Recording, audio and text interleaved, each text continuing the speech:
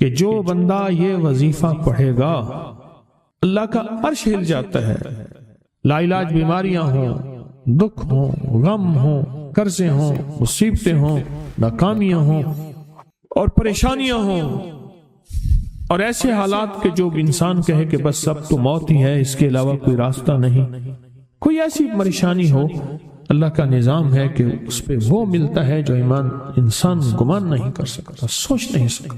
یہ فیصل آباد کے ساتھ ماموں کانجن میں ایک درویش ہوتے تھے، صوفی عبداللہ صاحب رحمۃ اللہ علیہ، بڑے اللہ والے تھے، درویش تھے، اللہ سے مانگتے تھے، اللہ دے دیتا تھا۔ تو مجھے ان کے ایک شاگرد نے بتایا، اردو بازار لاہور میں ہوتے تھے، کہنے لگے کہ میں ایک دفعہ گیا تو مجھ سے فرمانے لگے کہ میرے سارے کے سارے طالب علم استاد جمع ہو کے آ گئے کہ ہمارے جو ہے وہ ہمارے راشن نہیں، کھانا پینا کچھ نہیں، تنخواہیں نہیں ملی، سب چیز ختم ہو چکی ہے، تو اب ہمیں اجازت دے دیں، آپ کے پاس تو ہے نہیں۔ اچھا فرمایا مجھے چند دن دے دو، جتنے اور دن صبر کر لیا، چند دن مجھے دے دو۔ تو فرمایا پھر بیٹھ گئے مصلی اور جو سورۃ فاتحہ پڑھی نا جب آتے تھے نا، ایاک نعبد و ایاک نستعین، اس کو جو وجدانی کیفیت کے ساتھ دل کی گہرائیوں اندر کے درد کے ساتھ پکارتے تھے، اتنا درد، اتنا غم، اتنا درد، اتنا غم جو پکارتے تھے کہ ایسے محسوس ہوتا تھا کہ زمین ساری کی ساری ہل رہی اور ہر طرف ایک نظام چل رہا ہے۔ اور جب پھر اس صورت کو پورا کرتے تھے، پھر سورۃ فاتحہ پڑھتے تھے، اور جب پہنچتے تھے ایاک نعبد و ایاک نستعین، پھر ایسے ہی جو ہے اس کو دہراتے تھے۔ پر بات یہ ہے وہ دعا پڑھتے نہیں تھے، مانگتے تھے۔ ایک ہے دعاؤں کا پڑھنا، ایک ہے دعاؤں کا مانگنا۔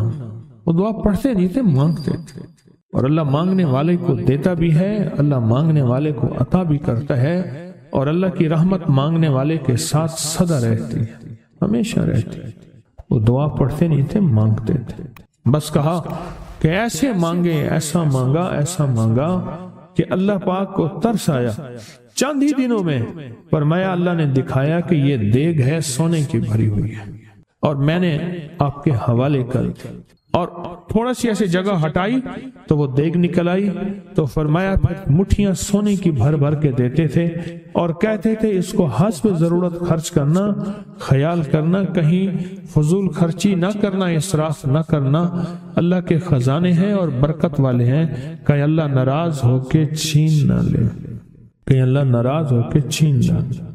مجھے ایک صاحب کہنے لگے کوئی ایسا عمل بتائیں، کوئی ایسا عمل بتائیں کہ میں چاہتا ہوں میری 7 نسلوں میں رزق ختم نہ ہو، جو مہنگائی اور حالات اور پریشانیاں میں دیکھ رہا ہوں، کوئی ہے عمل؟ میں کہا بالکل ہے۔ میں نے کہا روزانہ 40 منٹ بیٹھ، 40 منٹ صبح دوپہر شام، جو تیری تنہائی کا وقت ہو، کہ یا اللہ دنیا میں ایسی جگہ کوئی کہیں ہوتی، اکیلے بیٹھے رہتے یاد تیری دل نشی ہوتی، اکیلے بیٹھے رہتے یاد تیری دل نشی ہوتی۔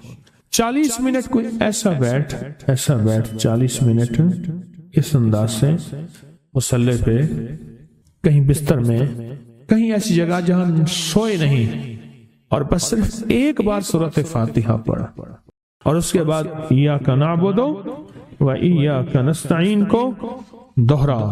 جاگ رہے ہیں، دیکھتے رہیں، مجھے دیکھتے رہیں، میں آپ کو دیکھتا رہوں۔ آپ اللہ کے اور اس کے حبیب کے مہمان ہیں، آپ کو دیکھنا بھی ثواب ہے، آپ کو دیکھنا بھی ثواب۔ تو میں نے اسے عرض کیا کہ بس اس کو وجدان سے پڑھو، ایسے پڑھ کے رونگٹے کھڑے ہو جائیں، آنسو بہنے لگ جائیں، دل کے اندر کا درد اور دل کا اندر کا غم اور اللہ کے سامنے حاضری، استحضار، اور یہ کیفیتیں تیری ہوں کہ بس اس کے علاوہ کوئی مجھے یاد نہ رہے۔ اس درد سے پڑھ 40 منٹ۔ 40 کے عدد کے ساتھ کائنات کے رازوں کا بڑا تعلق ہے۔ 40 کا جو عدد ہوتا ہے، بس 40 کے عدد کے ساتھ پڑھ، اور بہت توجہ سے پڑھ، اور بہت دھیان سے پڑھ، روز پڑھ۔ مجھ سے کہنے لگا کتنے دن پڑھوں؟ تو میں نے اس سے کہا مجھ سے یہ دن نہ پوچھ، تیرا دل خود بولے گا کہ فیصلے ہو گئے ہیں، بس ختم، دل خود بولے گا۔ یہ بتائیں کہ پیٹ بھرتے ہوئے کوئی گھنٹی بجتی ہے یا دل خود بولتا ہے کہ پیٹ بھر گیا؟ پیاس میں بھی کوئی کہتا تو نہیں ہے کہ آپ کی پیاس بجھ گئی ہے، وہ دل خود بولتا ہے کہ بس اب پانی کی ضرورت نہیں ہے۔ نیند سے دل بھر جائے تو بس دل بس اب سو لیا، وہ اٹھیں۔ اسی طرح دل خود بولے، دل خود بولے، کیا بولے؟ دل خود بولے، اور دل اندر بولے، دل اندر بولے کہ اللہ پاک جل شانہ نے نسلوں کے لیے رزق کی عزت، دولت، برکت کے فیصلے کر دی، بس دل بولے۔ کتنے دیر کر؟ اب یہ تیری اپنے مانگنے میں ہے، اب یہ تیری اپنے مانگنے میں ہے۔ مانگنے میں کمی ہے تو دل نہیں بولے گا، اگر مانگے گا تو پتہ نہیں دنوں میں یا ہفتوں میں، جتنے میں دنوں میں فیصلہ ہو جائے۔ اور میں نے اس سے کہا کہ یہ میرے پردادا کے پردادا کا عمل ہے، ان کا یہ عمل ہے، میرے پردادا کے پردادا کا عمل، جو ہماری خاندانی یادداشتوں میں یہ لکھا ہوا اور فرمایا اگر یہ کوئی بندہ کر لے اللہ نسلوں کا رزق اللہ سے منوا لے۔ اور میں نے اس سے کہا خیال کرنا، رزق کے روحانی ساتھ منوانا، رزق کے روحانی ساتھ منوانا، رزق کے روحانی ساتھ منوانا، ورنہ دولت، مال، چیزیں مل جائے گی جس کے بارے میں کہا جاتا ہے کہ بعض بندے ایسے ہوتے ہیں اللہ پاک ان سے لقمے نہیں چھینتا، سجدے چھین لیتا ہے۔ اللہ ان سے لقمے نہیں چھینتا، کیوں؟ رزق جسمانی دوسرے لفظوں میں مل رہا ہے اور رزق روحانی اللہ چھین لیتا ہے۔ یہ جو آج آپ بیٹھے ہیں تسبیح خانے میں اور میں بیٹھا ہوں، یہ ہم روحانی دسترخوان پہ بیٹھے ہیں۔ یہ بہت بڑا دسترخوان لگا ہوا ہے، دسترخوان ہے۔ سنا ہے در یار پہ بڑی دھوم ہے، سنا ہے در یار پہ بڑی دھوم ہے، وہاں عاشقوں کا ہجوم ہے۔ یہ روحانی دسترخوان ہے، میں بھی خود محتاج ہوں، یہ روحانی دسترخوان ہے۔ تو میں نے اس سے عرض کیا کہ ایک دسترخوان نہیں مانگنا، دونوں مانگنا، رزق روحانی بھی، رزق جسمانی تو اس کو بھی ملتا ہے جس کو کلمہ نصیب نہیں ہوا، رزق جسمانی تو اس کو ہی ملتا ہے جس کو کملی والی کی غلامی نصیب نہیں ہوئی، رزق جسمانی تو اس کو ہی ملتا ہے جس کے ماتھے پہ شقاوت لکھی ہے، رزق جسمانی تو اس کو ملتا ہے جو اللہ کا نافرمان ہے، رزق جسمانی تو اس کو ملتا ہے جو اللہ کے وجود کا انکار کرتا ہے، رزق جسمانی تو اس کو ہی ملتا ہے جو آخرت اور قبر کا انکار کرتا ہے، رزق جسمانی تو اس کو ملتا ہے جو جنات اور برزخ کا انکار کرتا ہے، رزق جسمانی تو اس کو ملتا ہے جو خود کملی والی کی نبوت کا انکار کرتا ہے، وہ تو بے بہا لوگ ہیں، ان کو ملتا ہے۔ پر تجھے بھی صرف رزق جسمانی ملا اور اللہ سے یہ منوا لیا، نہ یہ نہ منوانا، اللہ سے کہنا ہے اللہ رزق روحانی بھی دے اور رزق جسمانی بھی دے، دو رزق کٹھے عطا فرما۔ کون سا رزق؟ اور رزق جسمانی بھی دے۔ کہیں ایسا نہ ہو کہ میری نسلوں میں صرف مال، دولت و چیزیں ہوں اور تیرا نام اور تیرے حبیب کا نام نہ ہو، تیرا نام اور تیرے کملی والے کا نام نہ ہو، تیرا نام اور تیرے دوستوں کا نام نہ ہو، تیرا نام اور تیری آل و اصحاب کا نام نہ ہو۔ کہیں ایسا نہ ہو میں محروم ہو جاؤں، مجھے آل اور محمد اور آل محمد اور اصحاب محمد کی نسبتیں یہ بھی ساتھ عطا کیے رکھ۔ میں نے اس سے کہا کہ دو چیزیں مانگنا۔ اچھا قدرت کا نظام ہے، کچھ دیوانے بھی ہوتے ہیں، یقین والے ہوتے ہیں، آپ جیسے آپ مخلص بیٹھے ہیں اور پوری دنیا میں ہمارے ساتھ اس وقت مخلص بیٹھے ہیں جو ہماری آج کی محفل میں شریک ہیں، ہوتے ہیں دیوانے۔ اس نے یقین سے پڑھنا شروع کر دیا، مجھ سے کہنے لگا ایک وقت ایک جگہ ہو بہت بہتر۔ میں نے اس سے کہا، میں نے کہا پھر بھی اگر ایک وقت ایک جگہ میسر نہ بھی ہو تو اگر عمل کسی وقت چوک جائے، عمل کی جگہ چوک جائے، عمل کا وقت چوک جائے، مجبوری میں نہ ہو تو بہتر ہے، پر توجہ نہ چوکے، دھیان نہ جائے، استحضار نہ جائے، یقین نہ جائے، اور سچا یقین ہو کہ میرا اللہ خود کہتا ہے یہ مانگنا بھی تو اسی نے دیا ہے نا، اسی نے مانگنا دیا ہے۔ جب اس کریم نے مانگنا ہی خود دیا ہے تو عطا بھی خود کرے گا۔ نہیں خوف نارے جہیم کا کہ کرم ہے مجھ پہ کریم کا، وہ خود عطا کرے گا مجھے، اس نے مانگنا دیا دے گا۔ یقین ہو ایسا ایسا ایسا ایسا اتنا زبردست یقین ہو، اتنا یقین ہو اللہ کے ملنے پہ اور اللہ کے مانگنے پہ، اتنا یقین ہو کہ گمان اور خیال سے بالا تر یقین ہو، بہت زیادہ یقین۔ یاد رکھیے گا میری بات، میری طرف دیکھتے رہیں، یاد رکھیے گا جس کو ملا ہے یقین کی طاقت میں ملا ہے، اور جس سے چھنا ہے بے یقینی نے اس سے سب کچھ چھین لیا، بے یقینی نے اس سے سب کچھ چھین لیا۔ جس کو ملا ہے یقین کی طاقت سے ملا ہے، یقین ہو کہ میں کر رہا ہوں اور اللہ مجھے دے دے گا۔ کہا کہ کیسا یقین ہو؟ کہا جیسے بکری کے تھن دودھ سے بھرے ہوئے اور میں کہوں کہ میرے ہاتھ سے دباؤں گا اور دودھ نکلے گا، اس سے زیادہ یقین۔ اور کہا کس سے زیادہ یقین؟ کہا کہ ایک بڑا نوٹ ہو اور بڑا نوٹ کے اندر جو ہے ایک آنے کی چیز آنی ہے، تو میں کہوں گا اس سے تو اس کی نوٹ کے اندر تو ہزاروں آنے ہیں، اور میں ایک آنے کی چیز، ایک ٹکے کی چیز لوں گا اور میرا کام بن جائے گا۔ اس سے زیادہ یقین ہو، اور اس سے کہیں زیادہ یقین ہو کہ سخت پیاس ہے اور میں پانی کو دیکھوں، اور پانی کو دیکھتے ہی مجھے یقین ہو کہ اس سخت پیاس میں میرا پیاس بجھ جائے گی، پیٹ بھر جائے گا۔ اس سے کہیں زیادہ یقین ہو۔ میں پھر بھی یقین کو نہیں سمجھا سکا، علم بھی محدود ہے، الفاظ بھی میرے پاس محدود ہیں۔ اس سے کہیں زیادہ یقین ہو، اس سے کہیں زیادہ یقین، اور بہت زیادہ یقین، اتنا یقین۔ کیا خیال ہے؟ آپ چاہیں گے اپنی نسلوں کے لیے بخت، رزق، نصیب اور مقدر منوا لیں؟ کیا خیال؟ وہ بڑا کریم ہے۔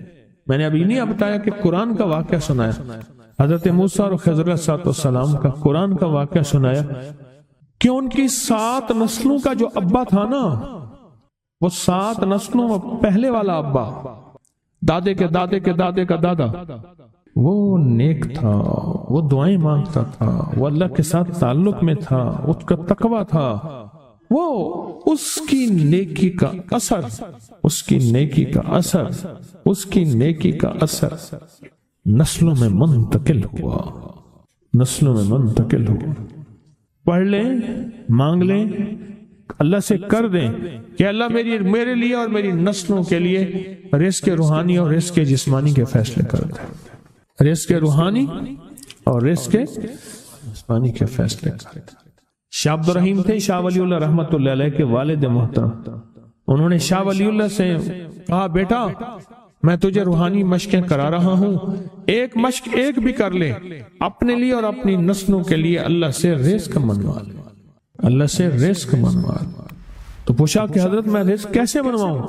فرمایا کہ کچھ وقت ایسا نکالا کر، ایسا وقت نکالا کر 2 گھڑی اور 3 گھڑی کا، ایک ساتھ 2 گھڑی اور 3 گھڑی، ایک ساتھ تقریباً 21 منٹ کی ہوتی ہے، تقریباً 21 منٹ کی، 2 ساتیں مل جائیں تو 40 منٹ بنتے ہیں، تو ایک ساتھ 2 ساتھ 3 ساتھ کی گھڑی میں کہ بیٹھ کے نا سورۃ فاتحہ اور اس میں ایاک نعبد و ایاک نستعین کا تکرار اور استحضار کیا کر، اور ایسا کیا کر تیری آنسوں بہیں، تیرا دل روئے، تیری آنکھیں روئیں، تیرے رونگٹے کھڑے ہوں اور رواں رواں، اور اس کے اندر سے تیرا پل پل، تیرا من، تیرا جذبہ، تیری سوچیں بولیں، کیا بولیں؟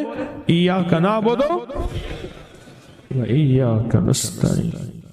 تو ایک میلہ تھا اللہ کے نیک بندوں کا، تو اس میں 70 اولیاء جمع ہوئے، 70 اولیاء جمع ہوئے۔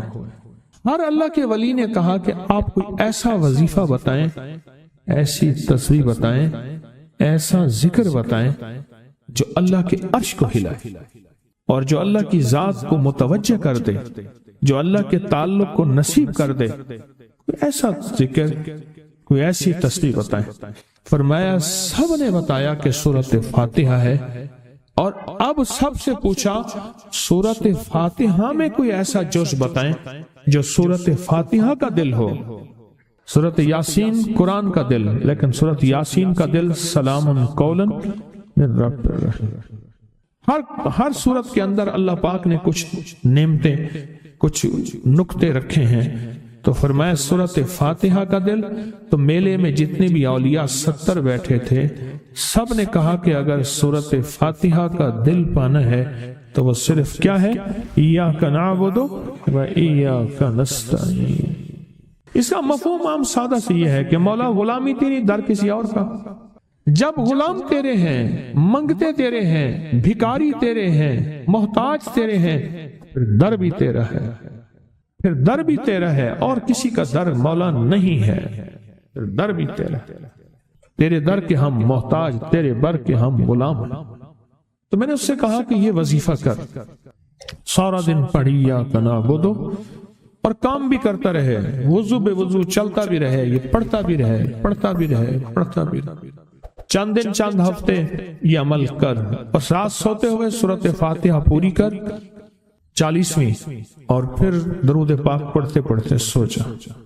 70 اولیاء نے فرمایا کہ جو بندہ یہ وظیفہ پڑھے گا اللہ کا عرش ہل جاتا ہے، اور فرشتوں میں کوہرام مچ جاتا ہے، اور فرشتوں میں اللہ کے بارگاہ میں فریادیں ہوتی ہیں کہ یا اللہ یہ بندہ ہے اور اس نے یہ عمل کیا ہے، یہ وظیفہ کیا ہے، اور ابھی تک اس کی دعا قبول نہیں ہوئی، یہ مانگا ہے ابھی تک دعا قبول نہیں ہوئی، فرشتوں میں یہ کوہرام مچ جاتا ہے۔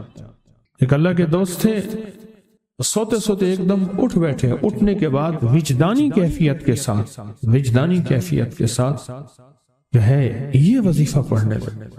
تو کسی نے پوچھا کہ حضرت کیا ہوا؟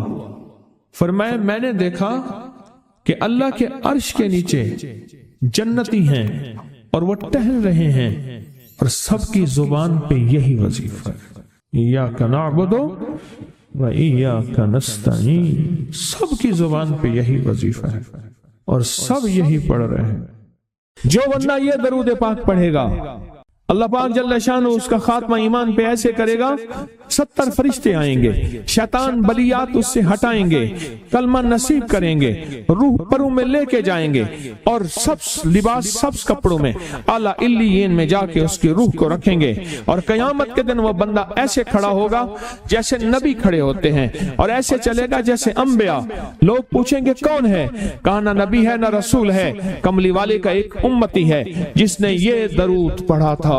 اگلی بات عجیب سنیں، یہ درود پاک جو میں ابھی بیان کر رہا ہوں پڑھتا ہے، اور میں اللہ جل شانہ اس کے منہ میں وہ نور بھرتے ہیں کہ کیا بنی اسرائیل سے لے کر قیامت تک کے ہر امتی کو بھی نور تقسیم کرے، اس کا نور ختم نہیں۔ اللہ منہ میں نور بھر دیتے ہیں، اللہ دل میں نور بھر دیتے ہیں۔ اور ایک فائدہ اور بتاتا ہوں، اور فائدے ہیں۔ فرمائے جو درود پاک پڑھتا ہے اللہ پاک اس کی نسلوں میں اور اس میں وسعت تونگری کے وہ دروازے کھولتے ہیں جو کبھی بند نہیں ہوتے، کبھی بند نہیں ہوتے۔ یہ میرے بائیں ہاتھ پہ، میرے لیفٹ سائڈ پہ چوک ہے، اور یہاں 2 پلازے ہیں۔ ان پلازوں کا مالک ایک وقت ایسا تھا، یہاں گلبرگ لاہور میں ایک جگہ ہے، وہاں ایک بندے کے پاس جاتا تھا، اس کو 100-200 چپ کر کے مٹھی میں دے دیتا تھا۔ وہ مالک تھا، ایک وقت آیا قسمہ پرسی میں، اور اسی میں موت آ گئی، اسی میں موت آ گئی۔ جو یہ درود پڑھے گا اللہ اس کی نسلوں میں اور اسے کیا نہیں، اللہ تونگری کے دروازے بند نہیں کرے گا۔ آج تو پتہ ہے میں مالدار ہوں، کل خبر نہیں کہ میرے نسلوں سے چھن جائیں اور میری نسلیں فقر فاقے اور غربت میں چلی جائیں۔ آج یہ درود آپ کو عطا بھی کر رہا ہوں، یہ پہلی دفعہ عطا کر رہا ہوں، پہلی دفعہ۔ اس کو ہدیہ بھی دے رہا ہوں کہ میرے حضرت سے، ڈاکیے کی حیثیت سے، کسی بزرگ کی حیثیت سے نہیں، میں ڈاکیہ ہوں، نہ ولایت کا دعویٰ ہے، ایک چیز ہے کیا کہ آخری وقت میں اگر کلمہ نصیب ہو گیا تو پھر میں بہترین ہوں۔ تو یہ درود پاک عجب ہے، پہلی دفعہ ہدیہ کر رہا ہوں، بڑوں نے دیا ہے ڈاکیے کی حیثیت سے، اور اس درود کو زندگی میں ایک دفعہ پڑھ لیں، روز ایک دفعہ پڑھ لیں، اللہ کبھی تونگری کے دروازے بند نہیں کرے گا انشاءاللہ۔ یہ درود اتنا طاقتور ہے، تونگری مال دولت رزق عزت صحت وقار شان و شوکت، اللہ تونگری کے دروازے یعنی اس چھوٹے سے وعدے کی گہرائیوں میں جائیں۔ آپ نہیں جا رہے، توجہ نہیں کر رہے، اللہ کبھی تونگری کے دروازے بند نہیں کرے گا۔ وہ تونگری سے مراد روز رزق ہے، وہ صحت ہے، وہ عزت ہے، وہ وقار ہے، وہ معاشرے میں شان و شوکت ہے، وہ زندگی کا کوئی نظام ہے۔ اللہ کبھی تونگری کے دروازے بند نہیں کرے گا۔ یہ ایک درود ہے، اور فضائل درود شریف میں شیخ الحدیث نے اس کو لکھا ہے۔ یہ ایک درود ہے، وہ اس کے عجیب کمالات ہیں۔ اکثر میں نے آپ کو دیکھا نا، درس میں شروع کرنے سے پہلے میں یہ پڑھتا ہوں، اور میری زندگی میں ایک واقعہ ایسا ہے کہ میں نے اس درود کے فوائد بیان کیے۔ زندگی میں صرف غالباً ایک بار اس درود پاک کے فضائل، برکات اور کمال بیان کیے ہیں، شاید ایک دفعہ۔ عجب درود ہے۔ اللہم لک الحمد کما انت اہلہ، اے مولا میں تیری حمد کرتا ہوں جتنا تو اس کا اہل ہے۔ اللہ کی اہلیت کتنی ہوگی، اللہ کی عظمت کتنی ہوگی، اللہ کا وقار، اللہ کی شان و شوکت، اللہ کا غلبہ کتنا ہوگا، کوئی گمان کر سکتا ہے؟ فصلی علی محمد کما انت اہلہ، اور سلام بھیجتا ہوں، درود و سلام بھیجتا ہوں محمد پہ جتنا وہ اہل ہیں، جتنا ان کی عظمت ہے، جتنا ان کا وقار ہے، جتنا ان کی شان شوکت ہے۔ وَفَعَلْ بِنَا مَا أَنْتَ أَهْلُهُ، پھر تکرار کر رہے ہیں، إِنَّكَ أَنْتَ أَهْلُ التَّقْوَى وَأَهْلُ الْمَغْفِرَةِ، آپ سے بڑا تقوی والا کون ہے، آپ سے بڑا مغفرت والا کون ہے۔ یہ درود پاک جب بندہ پڑھتا ہے، میں نے اس کے فضائل بتائے تھے، اس کے کمالات بتائے تھے، آج میں اس کے صرف 2-3 فضیلتیں بتاتا ہوں، پھر ہم اس کو مل بیٹھ کے پڑھتے ہیں۔ فرمایا جب یہ بندہ درود پاک پڑھتا ہے، جب اس کی موت کا آخری وقت ہو، موت کی آخری ہچکی کو ذرا غور سے سن، موت کی آخری ہچکی کو ذرا غور سے سن، زندگی بھر کا خلاصہ اسی آواز میں ہے، زندگی بھر کا خلاصہ اسی آواز میں ہے۔ جو بندہ فرمایا یہ درود پاک پڑھتا ہے، یہ درود پاک، موت کے وقت اللہ جل شانہ 70 فرشتے ایسے بھیجتے ہیں جو اس سے آفات، بلیات، شیطان کو دور کرتے ہیں، جنت سامنے کرتے ہیں، رحمت سامنے کرتے ہیں، اس کی روح پھڑکتی ہے اور اس کی روح کو کلمہ نصیب کرتے ہیں، دیدار مصطفیٰ کراتے ہیں، اور فرشتے اپنے پروں میں لے کے اللہ کے حضور جاتے ہیں اور اعلیٰ علیین میں اس کی روح کو رکھ دیتے ہیں۔ ایک فائدہ چاہتے ہو خاتمہ ایمان پہ، اللہ میرا کر دے، اللہ آپ کا کر دے، ساری زندگی کا کھٹیا وٹیا، ساری زندگی کا نچوڑ۔ میں اس دن ایک جگہ گیا، بہت بوڑھا آدمی، بہت بوڑھا آدمی، مجھے کہنے لگا ابا جی کو سمجھائیں۔ ابا جی سے نماز گئی، ابے سے تسبیح گئی، سارا دن اس کے ساتھ، غیر محرم کے ساتھ، سارا دن موبائل پہ ابا لگا ہوا ہے۔ ابے کو آپ ہی سمجھاتے، ابے کی جو پینشن آتی ہے 50,000 سے زیادہ، وہ بھی وہاں لگی ہوئی ہے، اور سب کچھ ختم ہو گیا۔ ابا بالکل نہ ملک ملک اتے مال دے، نہ زال دے، نہ بال دے، ہر دم خدائی خیال دے، پتہ نہیں کہاں کہاں ابا گھوما ہوا ہے، اور کچھ ہی دنوں کے بعد اسی حالت میں ابے کی موت ہو۔ اللہم لک الحمد کما انت اہلہ فصلی علی محمد کما انت اہلہ وفعل بنا ما انت اہلہ فانک انت اہل التقوی واہل المغفرہ۔ وعدے انشاءاللہ پورے ہیں، کیوں؟ وعدے کرنے والا سچا، وعدے سچے، وعدے کرنے والا سچا، وعدے سچے، اور انشاءاللہ اگر ہم سچے نہیں تو کلام سچا۔ ایک وقت آئے گا یہ سچا کلام پھر سچا بنا دیتا ہے۔